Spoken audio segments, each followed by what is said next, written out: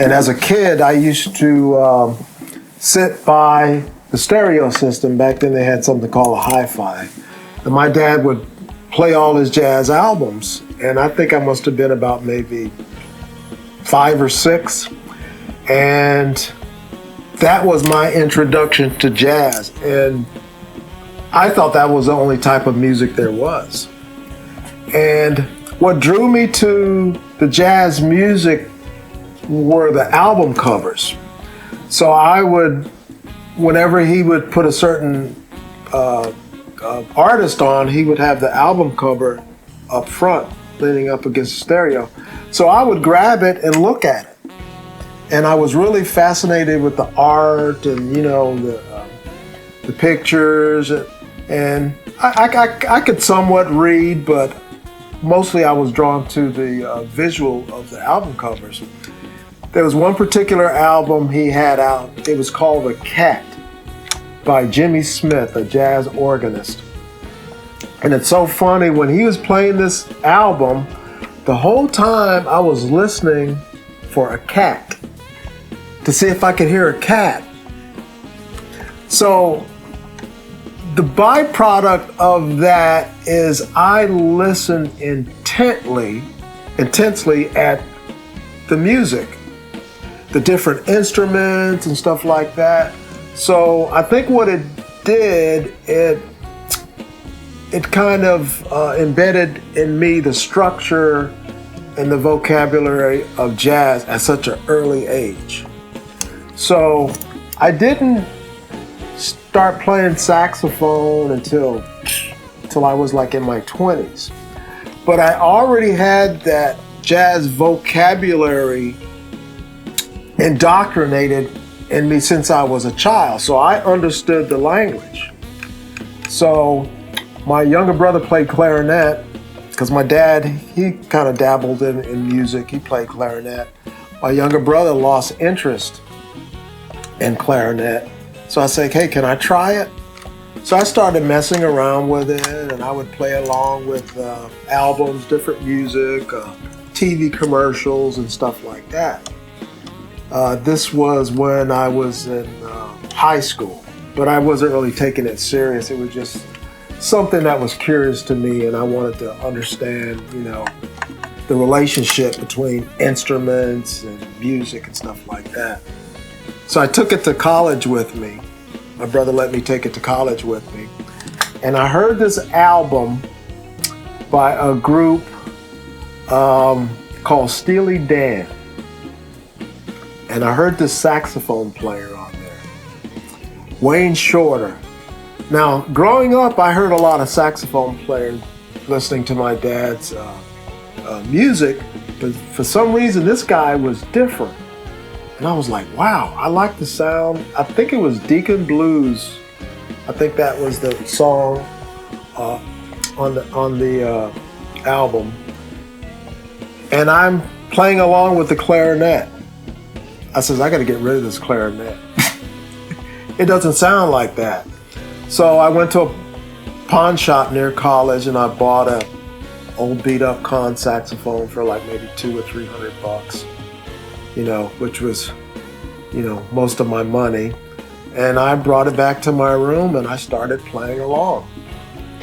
Like I said, just for my own enjoyment. And funny thing is, I would go in the stairwell of my dorm where I could get that reverb. And I'm in there just playing, just practicing. And I hear this door at the top of the step open and close, open and close. And I turned and I looked, and there was like 20 students sitting on the stairwell listening to me play. And I was like, and they started clapping. So that was the first inclination that I got that I possibly was doing something that people enjoyed. But I never really, you know, pursued it until later on. So fast forward, after I left college, I came to Florida because my dad worked at the Space Center. He says, you need to try to get a job out here. So he was able to get me out there. I had my own apartment. It was in Titusville. So now I got my own little apartment. I got my nice stereo system. And I would play along to albums. One in particular, it was by a keyboard player named Joe Sample. He had a group called the Crusaders. So I'm playing, trying to learn all this stuff. There was no sax in it, so that made it easy for me to like improvise. So I'm playing, and I see people walking by my apartment window because I was, first level. And I stopped, and I walked to the front door, opened the door, and there were about 15 to 20 people sitting out on the grass in front of my apartment with blankets, wine, cheese, and crackers. And I was like, oh my God. So I went out and talked to a couple of people, and one particular guy said, hey, listen, my friend's having a birthday party. Would you like to play in the clubhouse? I'm like, okay. So what I did is I hooked up this little rig where I played a cassette, and I played along with the cassette boombox and everything.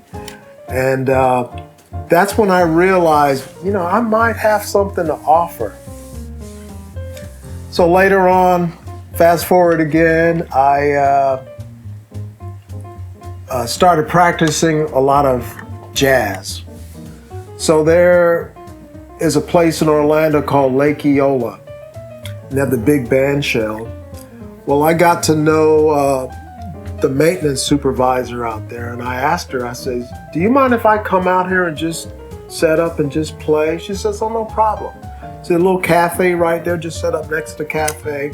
So I went out there, and the purpose was to see or to validate that I had something that people was interested in. So I come out there, I had my Jamie Aebersold music on a cassette player. I had it piped through a little speaker, and I got a nice little crowd. I wasn't going out there to make any money, but people started giving me tips. I'm like, wow, this is pretty cool. So from that point, I started going out and doing solo gigs in Orlando. I'd play at different hotels and stuff like that. Just to give you a reference on time frame, all this stuff happened in the early 80s. So I would dare say I was one of the first musicians that was out there playing to tracks. Most of the performers out there had bands, but I hadn't, advanced to the point to where I could get together with a bunch of guys and go out there and play. So I did tracks for quite a few years. I played out at Disney, SeaWorld, and I started building a repertoire of music. And back then, the music that I was performing was basically classical jazz, jazz standards and stuff like that. And I did that for a number of years.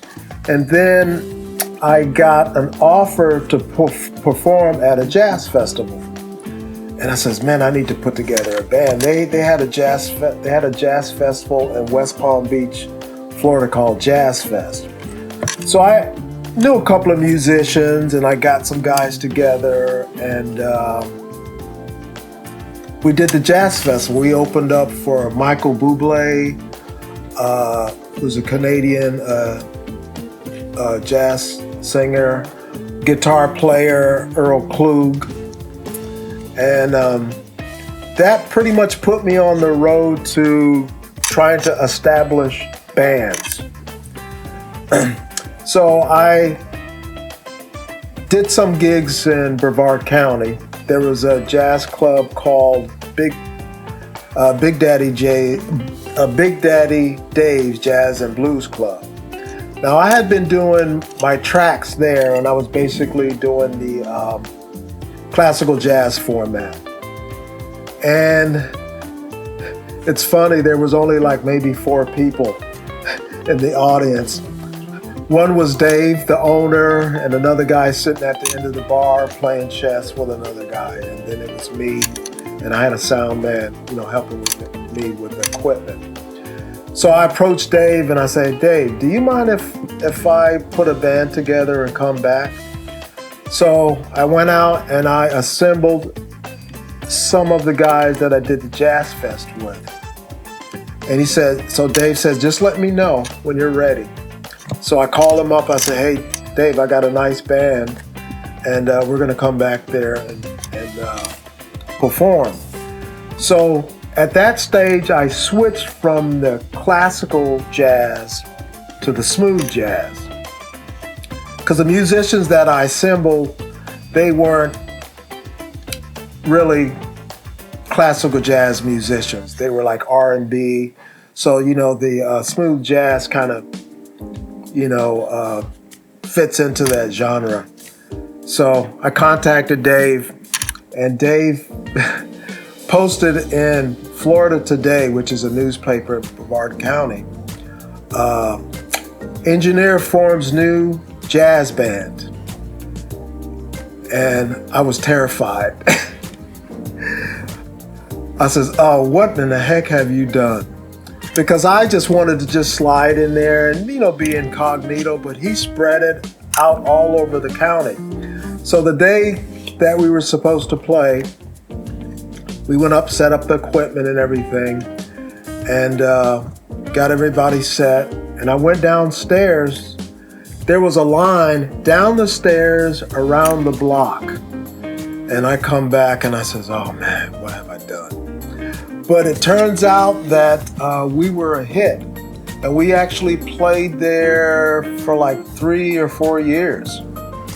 And then once, unfortunately, Dave passed away, they turned it into something else, and I ended up, playing different places again, around town. So I was looking for venues that would I guess, be into this new vibe that, I've created with the smooth jazz band. And, one thing led to another. I end up, as time went on, I put together different bands. I've actually had about five bands in total, because, you lose some people and you want to, kind of change your format. But I discovered what worked for me and what worked for the area. Even though they had jazz in Brevard County, it was like the classical jazz type stuff, and a lot of people weren't really into that. So after playing for quite a few years in basically Central Florida, I saw the opportunity to do more in Brevard County because, there was country and blues and rock and things like that, but I didn't see the type of jazz that I was trying to push was the smooth jazz that I felt appealed to a larger audience. So I connected with a lot of the musicians, in Brevard County, and there were quite a few young musicians coming back home from college and stuff like that, and I was in a position where I was able to give them opportunities. So I had a lot of those different musicians work with me, and a lot of them went on to, to do their own thing. But Brevard County, I felt, was a little more appreciative of what I had to offer. Not that Orlando did, but you had so many musicians over there, you could get lost, in the shuffle. But coming back to Brevard where I lived, I really focused on trying to introduce, jazz to the community. Now, I didn't want to become a cover band. So what I started doing is developing my own style of jazz. I released 2 CDs with my own material, and I actually, without a record label, I actually sold over 100,000 CDs. And that is what catapulted me into the position to help others. And during that time, the scene started opening up. You know, there were clubs that were looking for this particular type of jazz. You know, I call it smooth jazz. Some people, you know, may not call it jazz, but the fact that it has that improvisational element to it is why I like to prefer, you know, to it as jazz. Doing this since the early 1980s. So over the years, as I've been able to establish a bit of a reputation, I decided to put on a couple of jazz festivals. The one that I'm really proud of, it was the Indian River Jazz Festival. And the first one I put on was in early 2000s. I had 15 bands, and that included the high school jazz, 2 high school jazz bands. So I did that twice, and I'm proud to say that a lot of musicians that I featured in those jazz festivals went off to do their own thing and actually became, you know, major players. There's one guy in particular that I featured. His name is Don Soledad. He's a flamenco jazz guitarist, and he's done quite well. Had a couple of opportunities that I gave to other musicians. You know, for example, a saxophone player by the name of Carl Lewis. Yes, that's the one that I had in one of my festivals. And I gave a couple of, you know, jobs to him in order to help him break out. So now he's doing quite well. Because see, I understood that I can't do it myself. In order to keep this thing going, you have to introduce new blood into, you know, the music scene. And I'm proud to say that a lot of these musicians that I help, you know, usher into the jazz scene, they're doing quite well. And now I'm trying to work smarter, not harder. So it's not like I'm out there hustling, trying to get every gig that comes up. I'll call people and say, hey man, so-and-so is looking for a group or a sax player or something like that. And the fact that musicians are using tracks, you're able to go into places like restaurants and hotels and still give a quality, you know, performance. So I'd like to say I was the pioneer in ushering in the solo musician with backing tracks. I used to get teased a lot back in the day. They used to call me a karaoke sax player, but now you go to these different venues and there's a guy using backing tracks. So it's very popular now, and due to the fact that the economics are not where it should be, guys can still make a living, you know, performing music. And as I mentioned earlier, I released 2 CDs. My first CD, there's a song on there called It Happened One Sunday.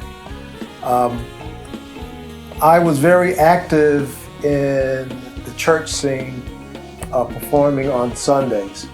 And this one particular time, I was backing up the choir, and I got this epiphany that through my music, I would be able to reveal you know, my blessings and the fact that with God's guidance, He would open up doors that I would be able to, you know, share that goodness. So I've been given the opportunity to re-record that particular song, and that's the history behind the song.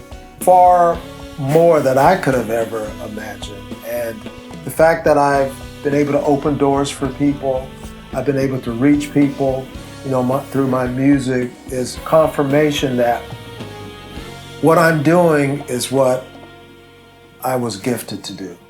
Featured on this song is Cameron Brown playing flugelhorn. Cameron and I do quite a few gigs together. Featured on bass and guitar is Pete Balchunas. On drums, I have Brian Gardnauer. On percussion, I have Angel Rios. On keyboards, Clinton Hatcher, done in high definition, so top quality recording. And I hope you enjoy it.